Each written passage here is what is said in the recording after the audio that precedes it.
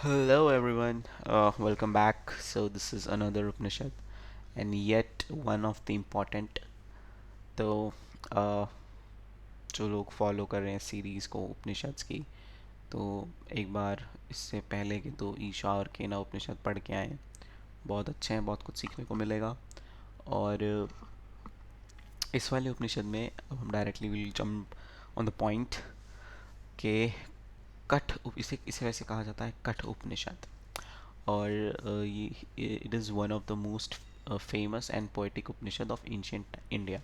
ठीक है, तो इस उपनिषद को थोड़ा सा पोएटिकली बनाया गया है, मतलब थोड़ा सा एक स्टोरी टेलिंग है इसमें। तो ज्ञान जो मिलेगा वो थोड़ी सी आपको स्टोरी की फॉर्म में मिलेगा कि इसमें यमराज जी होते हैं और एक लड़का होता है, जिसे कहते हैं हम नचिकेत। ठीक है, तो ये कॉन्वर्जेशन है यमराज जी की और नचिकेत की। ठीक है, तो इसमें जो क्वेश्चंस सेल्फ नॉलेज को लेके आते हैं वो आते हैं: who am I, what is death, what is the soul, what is the ultimate reality, what should a human live, sorry how should a human live. It is presented as a dialogue between a young boy Nachiket and Yamraj ji. ठीक है, तो यमराज जी और नचिकेत एक प्यारा सा छोटा सा बच्चा है, जिसके बीच का, इन दोनों के बीच का एक कॉन्वर्जेशन है। ठीक है, तो origin and place in Vedas. Kat Upanishad belongs to Yajurveda and is a part of larger Upanishadic tradition that focuses on inner knowledge, Janana. ठीक है, यजुर्वेदा का पार्ट है और जनना नॉलेज पे फोकस करता है basically. So it is written in beautiful poetic words and is divided into two chapters. Each chapter has three sections which we called valis. Main बात आते हैं मुद्दे पे कि इससे हमें सीखने क्या मिलता है। तो सीधा डायरेक्ट स्टोरी पे आएंगे। स्टोरी जो है वो कुछ इस प्रकार है कि इसमें जो नचिकेता के फादर होते हैं वो कुछ रिचुअल्स परफॉर्म करके, लाइक हवन एंड ऑल, अपने बेटे को यमराज जी को समर्पित कर देते हैं कि आप इसे ले जाइए। सो बैकग्राउंड स्टोरी में ज़्यादा नहीं जाएंगे, जो मेन लाइन है वो समझेंगे. Nachiketa is a sincere young boy whose father gave him away symbolically to Yamraj during a ritual. So अब स्थिति क्या है, देखो कॉन्वर्जेशन स्टार्ट होने से पहले कि नचिकेता यमराज के द्वार पे खड़ा हुआ है, जिसे कहते हैं house of death, and wait there for 3 days without food and water. ठीक है, तो अब कॉन्वर्जेशन स्टार्ट होती है तो यमराज जी उसको 3 ऑप्शन देते हैं. कहते हैं कि पहला ऑप्शन, अगर तुम्हें चाहिए तो मैं तुम्हारी और तुम्हारे पापा की सुलह करवा देता हूँ दोनों की, और वो तुम्हें वापस ले जाएंगे. अब ये देखना ऑप्शन तो उसको कितने अ, मन को लुभाने वाले ऑप्शंस दिए जाएंगे, लेकिन वो चूज़ नहीं करेगा. वो चूज़ क्या करेगा वो आपको आगे पता चलेगा. कि पहला ऑप्शन कि मैं तुम्हारे और तुम्हारे फादर की सुलह करा देता हूँ, वो तुम्हें ले जाएंगे और बात सब खत्म हो जाएगी. सेकेंड ऑप्शन होता है कि मैं तुम्हें उस रिचुअल की नॉलेज दे देता हूँ कि ऐसा उन्होंने क्यों किया, सिंबल ऑफ डिसिप्लिन लाइफ. तीसरा ऑप्शन वो कहते हैं मोस्ट इम्पॉर्टेंट, जब नचिकेता कहता है कि what happens after death, does the soul exist और नॉट. तो यमराज जी उसकी इस बात को नहीं मानते, मतलब उसको ये जानना था कि मोक्ष प्राप्ति करके क्या मिलती है, सेल्फ नॉलेज. तो यमराज जी फिर उसको ट्राई करते हैं, काम करो तुम वेल्थ ले लो, लंबी आयु ले लो, प्लेजर ले लो, पावर ले लो.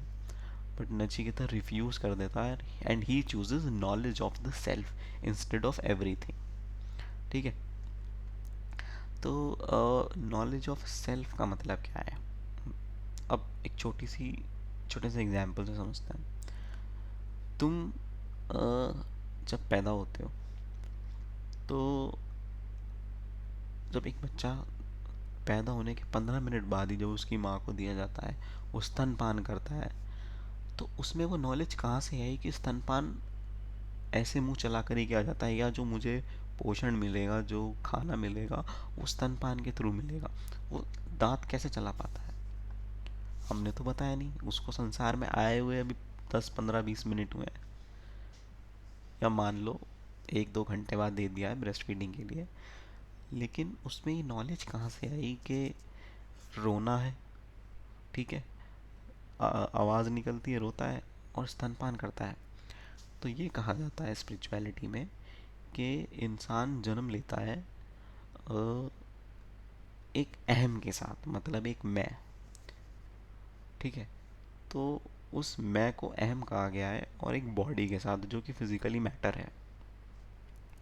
तो जैसे जैसे जब वो बड़ा होता है तो वो अहम तो उसके साथ जीता ही है, लेकिन द नॉलेज ऑफ सेल्फ, जब वो ये जान लेता है कि मेरे अंदर एक अहम है और ये एक शरीर के अंदर बंद है, इससे ज़्यादा मैं कुछ नहीं हूँ, उसे कहते हैं knowledge of self. The realization of existence of aham in your body is called the knowledge of the self, ठीक है। और जो इंसान इस चीज़ को समझ जाता है उसे कहते हैं कि उसे मोक्ष प्राप्त होता है, उसे लिबरेशन हो जाता है। क्योंकि उसके लिए फिर ये टेम्परेरी प्लेजर्स जो होते हैं लाइफ के, गाड़ी, पैसा, everything including sex, this is also temporary pleasure. So body needs, even psychological mind needs, अहम नीड्स, वो धीरे धीरे उसके लिए उतनी इम्पॉर्टेंट नहीं रह जाती जब उसको अपने अंदर का ज्ञान हो जाता है। तो नचिकेता का एक उसको ट्रू स्पिरिचुअल सीकर इसलिए कहा गया है क्योंकि उसने सब कुछ ठुकरा दिया। मुझे ये भी नहीं चाहिए, मुझे भी नहीं चाहिए, मुझे अपने आप को जानना है कि मैं कौन हूँ। अपने आप को जानना मतलब नॉलेज ऑफ अहम एंड द कनेक्शन ऑफ अहम विद दिस मैटर बॉडी जो फिजिकली एग्जिस्ट करती है। इसे ऐसे भी समझ सकते हो, जैसे मान लो आप कहीं खड़े हुए हो और अचानक से एक बंदर आ जाए, तो क्या होगा कि एकदम भागते हो, मतलब डर लगता है ना। तो ये कुछ बॉडी की प्रॉपर्टीज़ होती हैं, कुछ ऐसे नेचर लेके हम ये लेके पैदा ही होते हैं बाय डिफ़ॉल्ट, कुदरत ने हमें ये सब दिया है, ठीक है। तो अब आते हैं इसकी मेन टीचिंग्स पे। ये मेन टीचिंग्स ऑफ कठ उपनिषद क्या है। देखो, जीवन जीने के दो रास्ते होते हैं। पहला होता है श्रेय का, जो कि एक्चुअली मेन कहा गया है, श्रेय, the good leading to wisdom and liberation, ठीक है। जिस जो नॉलेज के पीछे भागते हैं, जो पंडित हुआ करते थे, ब्राह्मण हुआ करते थे पहले, तो they were hungry of knowledge, wisdom, liberation, moksha, ठीक है। एक तो ये होता है ये रास्ता। दूसरा होता है प्रेयर, यानी कि टेम्परेरी प्लेजर्स, यानी कि सांसारिक मोह माया, जो कि आज की डेट में बहुत ज़्यादा है। मेटेरियलिस्टिक वर्ल्ड में हम हो गए हैं और इतने खतरनाक मटेरियल्स बना रहे हैं हम कि हम उसमें ही मतलब घुसते चले जा रहे हैं। और ये गलत क्यों है उसको भी हम एक अच्छी वीडियो में आगे पढ़ेंगे, ठीक है। तो दो तरीके होते हैं, तो श्रेय से जीना या प्रेय से। मोस्ट पीपल प्रेय चूज़ करते हैं क्योंकि उसमें टेम्परेरी प्लेजर्स होते हैं कुछ समय के लिए, और वो अच्छे ज़्यादा लगते हैं, उनमें मन का अभाव पड़ जाना वो ज़्यादा इजी होता है। तो इसलिए सब लोग प्रेय का रास्ता चुनते हैं। जो श्रेय का रास्ता चुनते हैं वो एक्चुअली नॉलेज के भूखे होते हैं। वो उन्हें लाइफ में तर्क जानना, किसी भी चीज़ को लॉजिकली समझना, किसी भी चीज़ के जब तक उसको एंड तक ना चले जाए, जब तक क्वेश्चन करना वाई वाई वाई वाई, तो वो इंसान असली इंसान होते हैं, सही से अगर समझ रहे हो तो। So the wise always choose shreya. Real world example, like choosing discipline and study over constant entertainment. Entertainment कैसे होता है, देखो, एंटरटेनमेंट टेम्प्रेरी प्लेजर है, जितनी देर के लिए तुम्हें एंटरटेनमेंट मिल रहा है उतना तुम्हें अच्छा लग रहा है। जैसे ही एंटरटेनमेंट ख़त्म, तुम्हारे दुख चालू हो जाते हैं। तो इसीलिए चूजिंग डिसिप्लिन एंड स्टडी, जब तुम एक बार अपनी लाइफ में डिसिप्लिन और स्टडी ले आते हो तो तुम्हें पता चलता है ये एक्चुअली प्लेजर था, फिर तुम उसको कंटिन्यू करते हो लॉन्ग टर्म के लिए। नेचर ऑफ सोल, आत्मन, जो मैंने अभी आपको समझाया, उसका नेचर ये है कि वो एटर्नल है, वो अनबॉर्न है, ना तो वो कभी पैदा होती है ना वो कभी मरती है, और वो कभी भी किसी बॉडी के साथ ख़त्म नहीं होती। That is the knowledge of self. Famous line,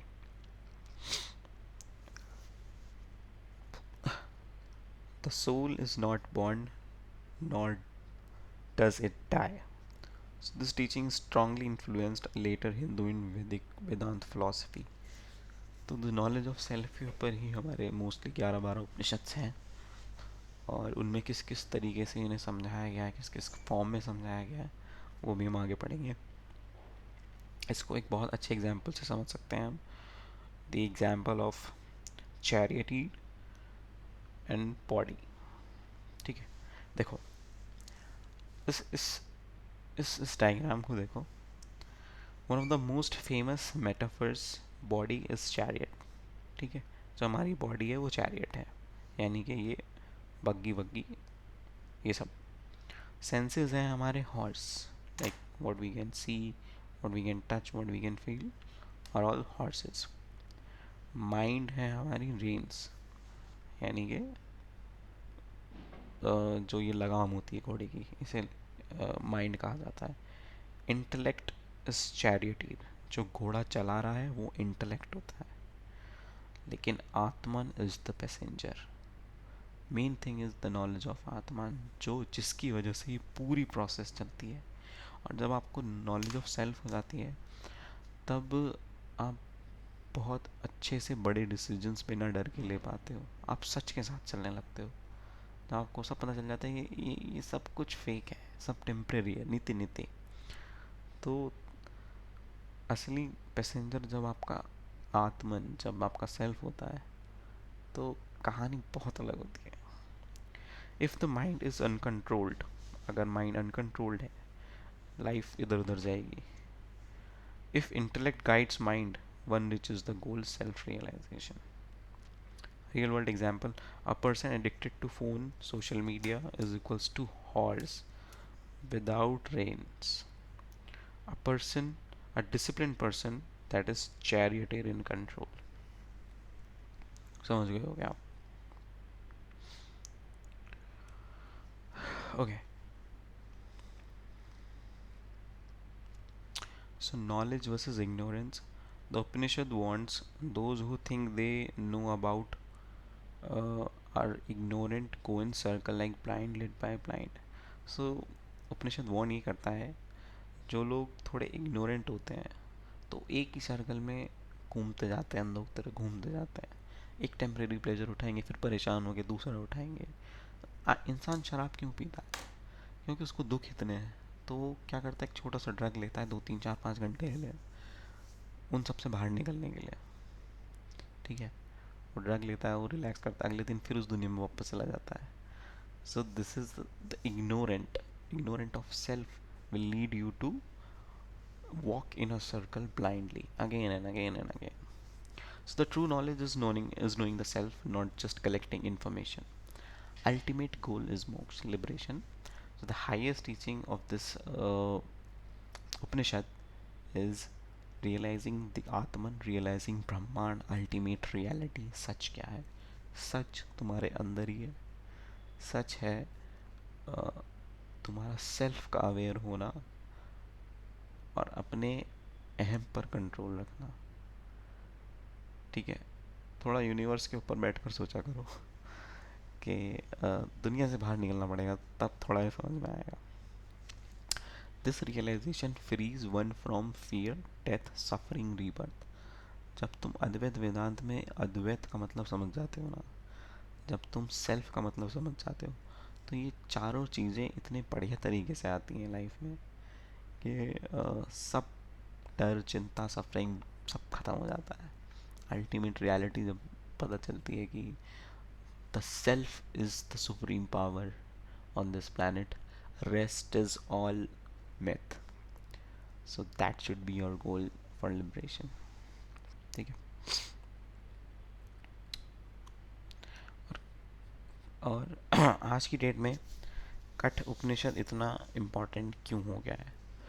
क्योंकि it teaches courage to ask deep questions, self control in the world of distractions, inner peace over outer success, fearlessness of death, purpose of life beyond money and fame. And it is especially relevant for student seekers, anyone confused about life meaning. So life का meaning केवल इतना ही है कि self को समझ लो और आत्मा के चंगुल से बाहर निकलो, अहम के चंगुल से बाहर निकलो। और नॉलेज ऑफ सेल्फ अगर तुम गेन कर सको तो तुम समझ पाओगे कि सही चीज़ क्या है और गलत क्या है। उसके बाद तुम सही पर दौड़ते चले जाओगे बिना किसी डर के। और जब सही रास्ते पर चलते जाओगे तो तुम्हें डर ही नहीं होगा, क्योंकि तुम्हें पता है तुम्हें कोई गलत ठहरा ही नहीं सकता ना, क्योंकि तुम अल्टीमेट रियलिटी जानते हो। और इससे खूबसूरत जीवन जीने का तरीका कोई होता नहीं है यार। मतलब this is the end, this is truly the end. अगर हम एक लाइन में कहें तो Katha Upanishad is the dialogue of on life, death, and the eternal soul, teaching humans to choose wisdom over pleasure and self-knowledge over ignorance. Kathopanishad बस तुम्हें एक चीज़ समझाता है कि जब लाइफ में बहुत सारे ऑप्शंस आए, like money, fame, everything, then choose wisdom, choose knowledge. और हर एक चीज़ में नॉलेज, हर एक छोटी चीज़ में नॉलेज, एंड तक घुस जाना, समझना कि कोई चीज़ क्यों एग्जिस्ट करती है, क्यों बनाई गई थी, मतलब क्या है, मेरे लिए कितनी यूज़फुल है, मेरे लिए प्रैक्टिकल है या नहीं है, या फिर मुझे बस ऐसे ही बहकाने के लिए दिया दिया जा रहा है। ठीक है, तो this is the real meaning of this Upanishad. And always choose self knowledge over ignorance. अपने आप को इग्नोर मत करना, अपने आप को पहचानो ज़रूर, अपने अंदर के अहम और आत्मा के डिफरेंस को समझो। This will lead you to the ultimate super power of living in this world. तो थोड़ी और रिसर्च करना है इस बारे में, 2-3 बार पढ़ना, समझ में आएगा कि किस डिफरेंस की हम बात कर रहे हैं, किस सेल्फ नॉलेज की हम बात कर रहे हैं। Till the time, thank you so much everyone. Let's meet in the next video. Bye.